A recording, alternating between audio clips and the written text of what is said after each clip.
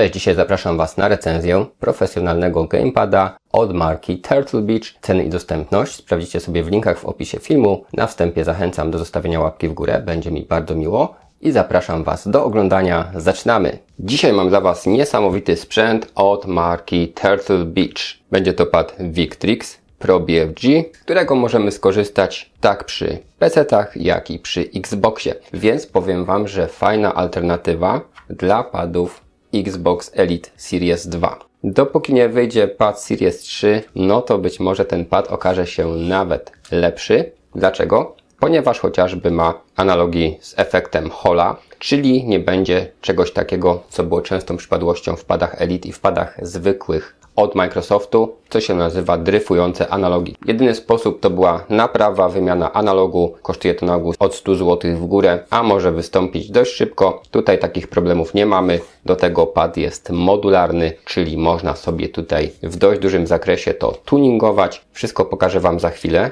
w prezentacji praktycznej. I ten pad dostępny jest w dwóch wersjach, w wersji białej, jak i czarnej. No i też czego nie powiedziałem, a co jest bardzo ważne, ten pad działa w wersji bezprzewodowej, więc bez kabelków. Mamy też dodatkowe przyciski, mamy akcesoria, bardzo podobnie jak w przypadku pada Elite Series 2, którego recenzję też u mnie na kanale oczywiście macie. No i w pudełku znajdziemy takie właśnie zamykane na zameczek etui z takim jeszcze paseczkiem. I jak sobie je otworzymy, to w górnej części mamy schowek na przewód. No i tak wygląda przewód USB na USB typu C. Mamy solidny nylonowy oplot, tak więc kabelek jest wytrzymały i przewód jest naprawdę długi, ponieważ są to aż 3 metry. Dlatego gdybyście mieli rozładowaną baterię, można też sobie pograć na przewodzie. No i patrząc dalej, mamy akcesoria. Mamy tutaj i wymienne obudowy analogów i mamy wymienne krzyżaki. Jedna, druga, trzecia wersja. Mamy tutaj też wymienny cały element opisany jako Fight Pad, czyli do jakichś bijatyk typu Street Fighter, Mortal Kombat. Bardzo fajnie, leciutko te przełączniki działają. Mamy tutaj zupełnie coś innego niż te standardowe przyciski, tak więc to już jest też ciekawe. Zobaczcie, tak to właśnie wygląda. Tutaj mamy styk. Tu jest też dongielek. Jak wyjmiemy samego pada, to mamy jeszcze śrubokręt do regulacji i także dwa dodatkowe grzybki, czyli taki krótki i długi. Każdy z nich będzie sprawiać, że troszeczkę inne uczucie będzie przy sterowaniu postacią w grze i pozostałe akcesoria. No i sam pad, którego zaraz porównamy też z padem Elite. Zważymy, zobaczymy jakie są podobieństwa, jakie są różnice. Natomiast pad ma tutaj solidne gumowe elementy, więc w ręce leży naprawdę dobrze. Jest szeroki, jest dość masywny. Tak wygląda to właśnie od spodu. Tak więc wygląda ciekawie, bierzemy się za porównanie. Dream Machines, laptopy dla graczy, akcesoria gamingowe i nie tylko. Linki do oferty w opisie filmu. No i obiecane porównanie Gamepad Elite Series 2 od Microsoftu. No i nasz dzisiaj testowany produkt. Zważmy sobie na początek, zobaczmy jakie są różnice, jeśli chodzi o samą wagę. Natomiast dodam tutaj, że jeśli chodzi o czas pracy na jednym ładowaniu, w padach Elite Series 2 jest to do 40 godzin. 342 gramy, a tutaj 304, więc jest lżejszy. Natomiast czas pracy też będzie krótszy, ponieważ tutaj według specyfikacji jest to 18 do 20 godzin, czyli o połowę mniej. I pod tym względem plusuje pad od Microsoftu. Jeśli chodzi o sam chwyt, no to Microsoftowy pad Elite 2, tutaj akurat w wersji Core, jest bardzo mocno gumowany, ta guma jest bardzo chropowata i ten chwyt jest po prostu rewelacyjny. Pad jest idealnie dopasowany do średniej wielkości dłoni, natomiast Victrix jest ogólnie trochę szerszy, elementów gumowanych jest mniej, ale spełniają one swoje zadanie. Przyciski A, B, X, Y w padzie Elite działają tak. Moim zdaniem w padzie Victrix troszeczkę lepiej. Analogi wciskają się lekko, działają precyzyjnie. No i tutaj podobnie, leciutki ruch i wciska się też lekko. I w padzie Elite 2 możemy wyregulować opór tego drążka specjalnym narzędziem. Jeśli chodzi o D-pad, no to te wrażenia są bardzo podobne. Następnie bumpery. Lekki, ale dość twardy klik ze zdecydowanym momentem aktywacji. A tutaj bardzo podobnie, chociaż siła nacisku jest troszeczkę inna, te przyciski są jeszcze bardziej twarde. No i same triggery. Możemy wyregulować zakres skoku, czyli może to być pełny skok, połowa albo minimalny skok. Daje to bardzo dużą przewagę w shooterach, ponieważ natychmiastowo jak naciskamy przycisk oddajemy strzał w grze. Tak więc na lewym triggerze, czyli na przykład tam gdzie mamy celowanie, możemy ustawić długi czy średni skok, a na strzale możemy ustawić taki króciutki skok. Podobnie mamy w padzie Vitrix, ponieważ zobaczcie, tutaj mam duży skok, a tu ustawiłem sobie krótki. I robi się to bardzo prosto. Mamy od spodu dwa takie elementy, którymi regulujemy skok triggera. Jeśli mamy na taki krótki, to wtedy ten przycisk działa jako przycisk cyfrowy, czyli już nie ma takiego płynnego skoku na analogu, jak na przykład w grach wyścigowych, że dodajemy troszkę gazu, połowę, dodechy, to tu już mamy typowo działanie włącz-wyłącz, ale też to daje przewagę w grze. Tak więc przyciskamy przycisk, naciskamy to na dole i robimy sobie pełny skok. Wtedy przycisk działa miękko i lekko, a możemy także sobie zablokować i mamy wtedy przycisk cyfrowy. Tak więc pod tym względem ta regulacja też działa bardzo dobrze. I zostało do porównania jeszcze jedno, czyli dodatkowe przyciski. W padzie Elite Series 2 są to takie wygodne łopatki, dłuższa i krótsza. I działają one rewelacyjnie. Co nam to daje? To, że możemy na przykład zdublować te przyciski, czyli nie odrywając podczas gry palca, żeby nacisnąć jakiś przycisk, ani nie naciskając dziwnie jakoś tym palcem, jak to jest komuś niewygodne. Możemy sobie na przykład te funkcje odpuścić i mieć wtedy wszystkie palce na właściwych przyciskach, obsługiwać tak, żeby było najwygodniej, a od spodu sobie tutaj klikamy dodatkowe funkcje, czyli może być skok, ślizg, atak wręcz i inne tego typu rzeczy.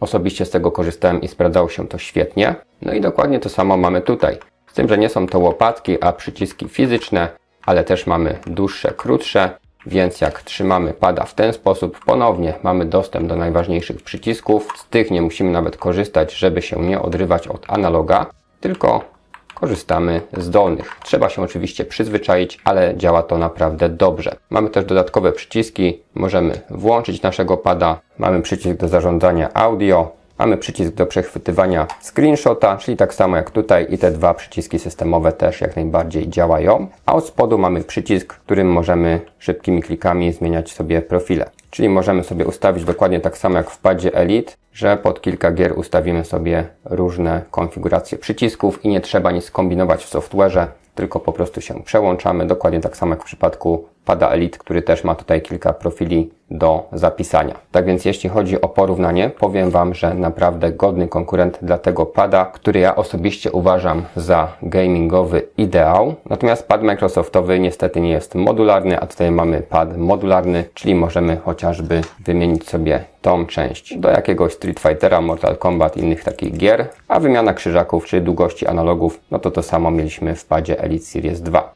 No i teraz pokażę Wam software, który jest rozbudowany. Włączam pada, no i zostaje znaleziony przez software. Możemy tutaj naprawdę dużo konfigurować. Na początek pokażę Wam siłę wibracji, bo to tutaj warto sobie zobaczyć na żywo. Wchodzimy w konfigurację, wibracje i tutaj mamy zakres. Mamy aż 4 silniczki wibracyjne, czyli od spodu oraz wibracje triggerów. Żeby Wam to lepiej uświadomić, pozbędę się podkładki i jeszcze raz.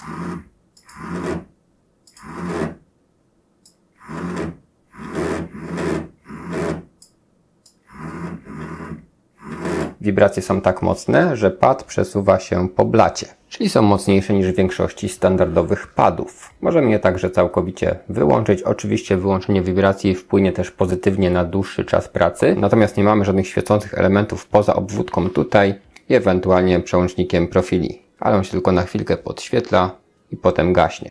Mamy też diagnostykę, czyli możemy sprawdzić sobie, czy wszystkie przyciski tutaj dobrze działają. Łopatki, gałki, spusty. Widzicie, jak to tutaj działa stopniowo, a jak sobie zablokuję taki spust i mam taki przycisk do pykania, to jak widzicie jest tylko jeden zakres aktywacji. Mamy też przewodnik, mamy aktualizację software'u i oczywiście największa zakładka konfiguracja, czyli możemy zmienić funkcję przycisku, na przykład żeby przycisk A miał jakąś inną funkcję i tak dalej. Łopatki tylne. Domyślnie przypisane jest A, B, X, Y. Możemy to sobie również przeprogramować. Gałki analogowe. Możemy je przetestować. Widzimy wtedy pełny zakres. Możemy je także skalibrować i mamy jeszcze kilka opcji. Następnie spusty. I przy spustach możemy także ustawić martwą strefę działania. ustawienia audio, czyli głośność, 3 tryby audio, balans, wyłączenie mikrofonu i regulacja monitoringu mikrofonu. Na to wszystko mamy także skróty z poziomu pada, czyli naciskamy środkowy przycisk i na przykład w bok regulujemy głośność gry względem czatu, głośność ogólna góra-dół. Tak więc software jest naprawdę rozbudowany i przydatny. Pad testowałem także na Xboxie Series X i działał tam również bezbłędnie. A teraz trochę praktyki, czyli zobaczcie, jak ten pad się sprawdza podczas grania w gry. Jak widzicie, mogę używać dolnych przycisków, czyli na przykład robić unik, nie odrywając palca od analoga. Tak więc sprawia to, że moje reakcje są szybsze i bardziej precyzyjne. Również mogę sobie tutaj skakać dowoli, naciskając dolny przycisk, nie muszę do tego używać przycisku A. I w tej chwili mam ustawiony klasyczny długi spust, co działa dobrze, ale mogę ten spust sobie skrócić. I teraz mam dosłownie na takie pyknięcie. Więc każde dotknięcie przycisku powoduje oddanie strzału. Reakcja jest szybsza. To są milisekundy, ale w takich grach to się po prostu liczy. No i jeszcze uzupełniająco odnośnie trybu audio, jak przystało na kontroler od Turtle Beach, jeśli podłączymy słuchawki, to możemy 2 klikami wyciszyć mikrofon, a także jeśli przytrzymujemy ten przycisk funkcyjny i bumpery, to przełączamy się pomiędzy 3 trybami. Tryb pierwszy to jest podstawowy dźwięk bez dodatkowych efektów. Tutaj muszę powiedzieć, że jakość dźwięku jest naprawdę świetna. Nie ma się do czego przyczepić, tak jeśli chodzi o muzykę czy granie w gry. Drugi tryb podbija basy, a trzeci tryb podbija tony wysokie, więc tak to działa. No i jeszcze odnośnie konfiguracji, tą sekcję możemy przełożyć odwrotnie.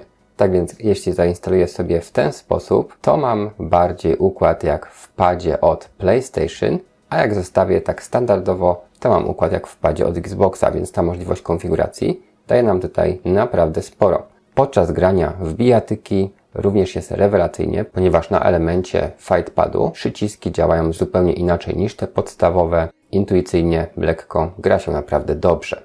No i w przypadku gier wyścigowych warto ustawić triggery na maksymalny skok. Ustawień w sumie może być aż 5, czyli pełny skok, blokada cyfrowa na dotknięcie oraz kilka pośrednich. Ja tutaj sobie ustawiłem w tej chwili taki klasyczny pełny skok i naciskając po troszku, jak widzicie, mogę dawać tego gazu naprawdę minimalnie, tyle że auto nawet nie rusza. Mogę płynnie stopniować, trzymać na przykład na połowie, przy czym ten trigger jest bardzo wrażliwy.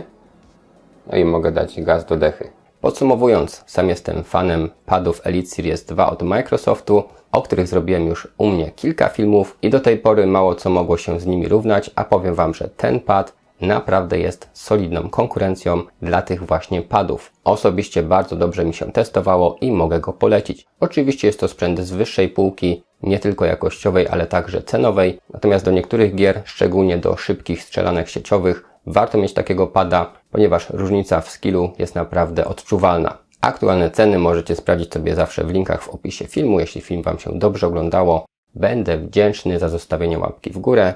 Możecie film także udostępnić i warto subskrybować kanał, żeby być na bieżąco. Na dzisiaj to wszystko. Dziękuję Wam za uwagę. Trzymajcie się.